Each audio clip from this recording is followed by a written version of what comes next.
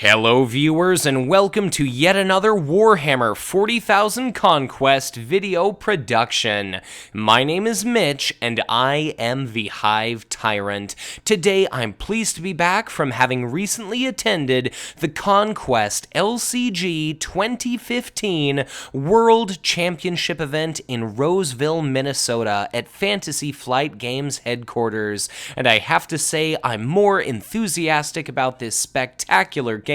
than I ever was before. So what better time than now to discuss two rather interesting recent card spoilers, both from our upcoming Planetfall cycle of war packs. These happen to have been unveiled right before I began the process of driving and subsequently flying to the World Championship event, and both of these cards belong to the Dark Eldar faction. Although these cards will very soon see release in our shortly upcoming Decree of Ruin war pack, they were initially spoiled by Charles Smith of the Warhammer 40k ConQast podcast. So, a tremendous thanks to not just Fantasy Flight Games for providing our community with these intriguing new spoilers in the first place, but a big thanks to Charles and the rest of the ConQast for providing us with the images I use in this video today. But with that said, here's an introduction to and my initial impressions of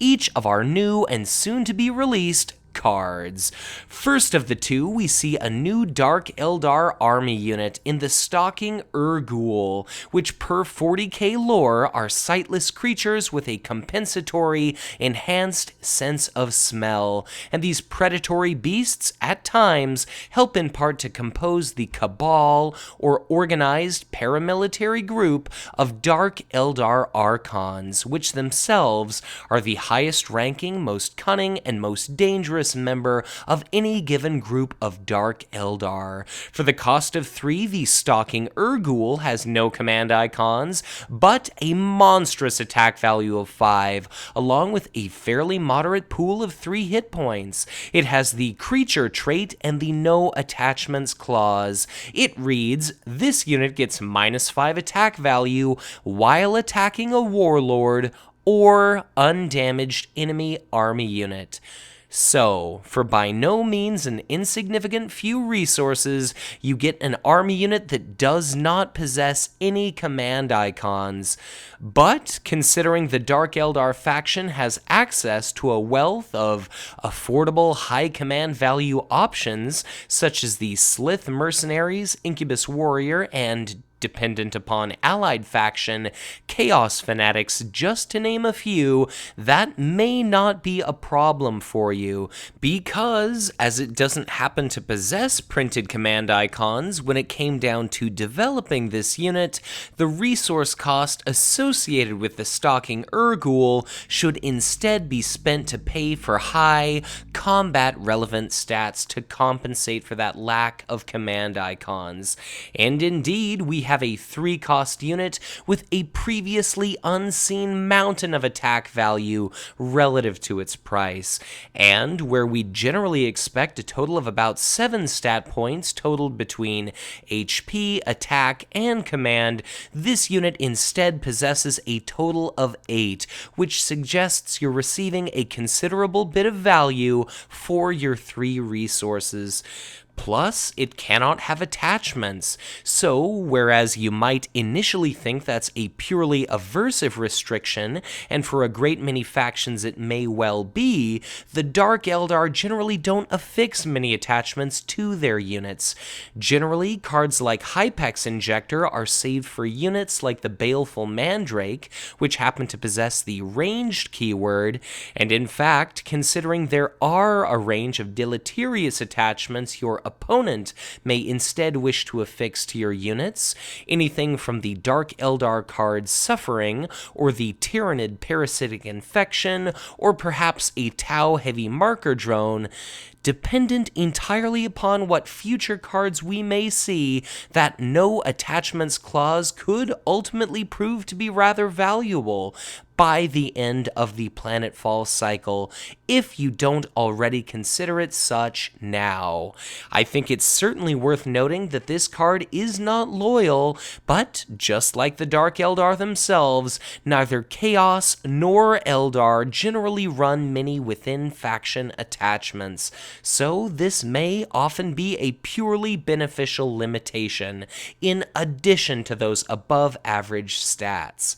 But the problem with the Stalking Ur-Ghul is that it loses its enormous 5 printed attack value the instant it attempts to attack a warlord or an undamaged enemy army unit. So, for that reason, this seems like a very poor early game play. Either your opponent can simply send their warlord to its planet to damage and kill it entirely unmolested in return, or if all you're facing is undamaged enemy army units, then in both those situations the Ur-Ghul will be faced with no option other than to retreat at the first available opportunity, only to then return to a planet the following round, commit alongside your warlord, exhausted and entirely unable to act, until after the first round of combat. But if you can manage to damage an army unit, the Stalking Ur-Ghul seems a fantastic means of ensuring enemy kills.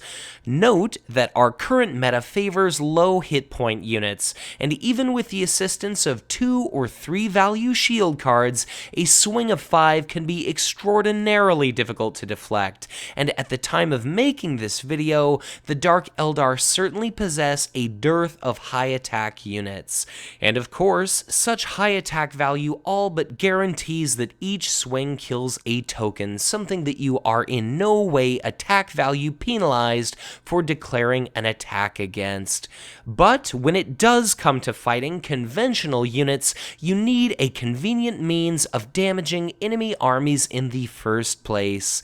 And, as a Dark Eldar player, once an enemy army unit is damaged, ideally, when under optimal circumstances, you'd likely want to respond by ambushing a 4-cost Clavex war leader into play, because by playing that unit instead of the Stalking Ur-Ghul, instead of having to wait until your next available combat turn in order to be able to attack for 5, the Clavex war leader instead saves you both time and actions by immediately and outright destroying a target damaged enemy army unit instantly.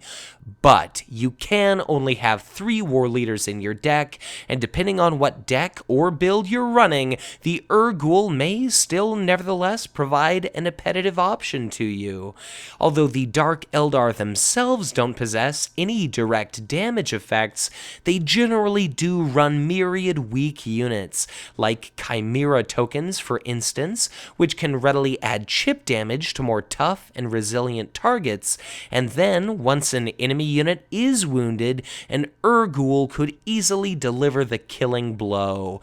But, unless you have the option to shield, it might be fairly difficult to first deal damage to an enemy unit, and then keep your Ur-Ghul alive and present at that planet long enough that you do have that second follow-up opportunity to attack, only to finally be able to kill off the opposing army. So, for that reason, unless you can damage a dangerous enemy army unit in advance, either the Stalking Ur-Ghul isn't doing anything for you during combat at all, or it could end up being killed off or banished from that planet prior to its opportunity to attack. But there do exist a significant number of available means that allow you to damage enemy units at an action speed in between attacks. For instance, you can simply trigger a card effect like Tzeentch's Firestorm, Cacophonic Choir, or Gleeful Plague Beast, and then follow up with a devastating, potentially unexpected attack from this unit.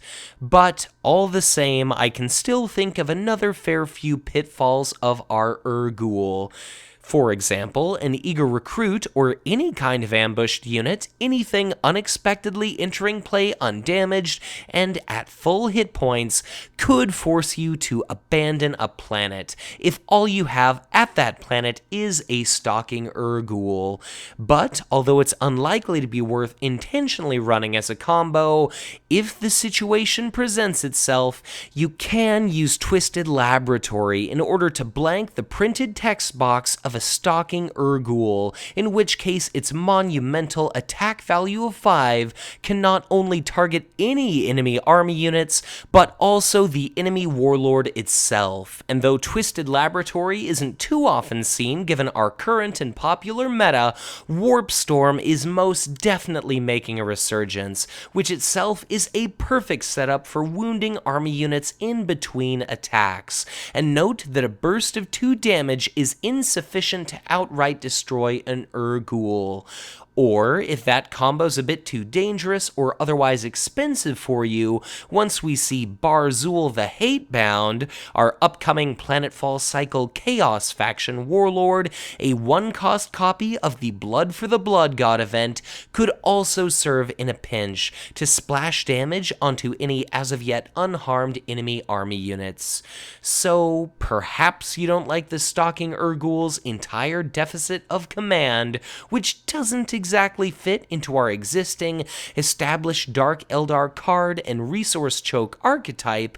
or perhaps you are interested in being able to bring a tremendous amount of attack value to bear in a single combat turn, whereas your tokens may be sufficient to pick off vulnerable low hit point targets, and Ur-Ghul backing them up might be the exact answer you were looking for when facing and trying to take down durable high hit point units, because clearly a single Stalking Ur-Ghul is a far better response to Fire Drake Terminators, Solarite Avetus, and or Repulsor Impact Field than innumerable 1 or 2 hit point army units and tokens. But with our army unit extensively covered, we've still a second spoiler remaining, namely the 1-cost support Holding Cell. With a loyal icon and the location trait, it reads your opponent cannot deploy copies of the attached card. Reaction: after an enemy army unit is destroyed by an attack, if no card is attached to this support, attach that unit to this support. So, essentially, you play this support, destroy an army unit with an attack, and your opponent can no longer deploy any additional copies of that card. But it is possible that your opponent may not have additional copies of that unit in their deck. And it's also possible that by the time you draw and play your Holding Cell, that you've already managed to either kill off or otherwise discard their other copies of the problematic unit. Or, instead, it could also be the case that your opponent has simply already put into play all copies of a specific troubling army unit. Though, it is worth noting that there's nothing stopping a prospective player from potentially laying out 3 copies of this card, so you could, therefore, potentially lock down up to 3 different army units, though these supports can be destroyed, and upon any player doing so, the attached card is effectively released, meaning that the affixed card's controller is now once again free to play additional copies of the recently attached card. But considering that reactions are always optional, you can simply wait to trigger this effect until you find your most appetitive and desirable target, maybe a Void Pirate or Rogue Trader, both units rather likely to be run as a total of 3 copies in almost every deck, and ideally you'd capture them in your Holding Cell as early as the very first round of the game. But instead, you could ensure you trigger this reaction upon destroying a specific, possibly difficult to manage enemy army unit, something you definitely don't want to see returning to play. Perhaps a powerful card like a Blood Angels Veterans, Klavex War Leader, or even gun drones. And if those gun drones, for example, are destroyed as a unit, Holding Cell will prevent them from being subsequently deployed as an attachment, because whether it's as an army unit or whether it is indeed as an attachment, in either case they have to be deployed, and that's specifically what Holding Cell prevents. But almost always the best case use for this card seems like it would be signature army units, as they're almost always guaranteed to compose 4 of the cards in your opponent's deck, and they often synergize near perfectly with their warlord. An early game destruction and lockdown of your opponent's Black Mane Sentinel, or perhaps Kith's Chimera Masters for instance, could deal out a significantly crippling blow. So, Holding Cell could synergize with and help fuel a Dark Eldar card choke style of play, but it could also be a bit difficult to trigger. Your opponent can simply shield against or outright prevent your attacks directed at desirable targets, and if you get greedy in regard to attacking specific enemy army units you do want to lock out, and as a result potentially overextend yourself or otherwise make yourself vulnerable, your opponent could simply proceed to capitalize upon your mistake. And there are certainly several factions or warlords which provide a convenient means of preventing you from triggering this reaction. For instance, good luck destroying Zarathar's Flamers through an attack, and sacrifice-happy units like Captain Marcus and Torquemada Cotiaz can make a tremendous swath of units exceptionally difficult to destroy through attacks. And if you're Chaos aligned, note that any units destroyed by damage dealt through card effects, of course, do not count as being dealt by attacks. Do not count as being destroyed by attacks. And similarly, the area effect damage from units like the Kabbalite Strike Force also prevent players from activating Holding Cell and triggering that reaction to their benefit. So, perhaps this support could be enormously effective, but it nevertheless seems somewhat inconsistent. Preventing an opponent from playing Starbane's Council, for instance, could be incredibly powerful, but Holding Cell also doesn't stop said opponent from simply putting those units into play, which is different from deploy, through card effects like Gift of Isha or Veteran Brother Maxos. So, for those reasons, I think this support could be great, or it could be pretty ineffective. It's an exciting opportunity, certainly, to potentially prevent your opponent from deploying up to a total of 7 cards from their deck, presuming you manage to put all 3 copies of Holding Cell into play, destroy a signature army unit and 2 other target army units, all of which must of course be done through attacks. But Holding Cell may ultimately prove somewhat difficult to use, and in any case is unlikely to feel powerful, because you're likely going to be unable to tell when your opponent isn't playing cards they're locked out of deploying, and without knowing that your card is working, it won't necessarily feel good to play, a fact alone, I think, which could certainly prevent some players in this community from attempting to benefit at all from this card effect in the first place. And plus, if your opponent's hand does happen to be clogged with unplayable cards, it still stands to decrease the utility behind random card discard effects, although I could also see this encouraging your opponent to potentially retreat prematurely just to make absolute certain that they're able to preserve some of their most valuable army units, and make sure that Holding Cell does not prevent any from being subsequently deployed. But whatever your opinion may be on either of our spoilers, now that we've covered both of our new cards, I'll just conclude this video by saying thank you once again to Fantasy Flight Games for providing our community with these previews, and of course a tremendous thanks to Charles Smith and the Warhammer 40k ConQast podcast for providing the images I used in this videos. And because I think both of these cards cards are fairly divisive inclusions,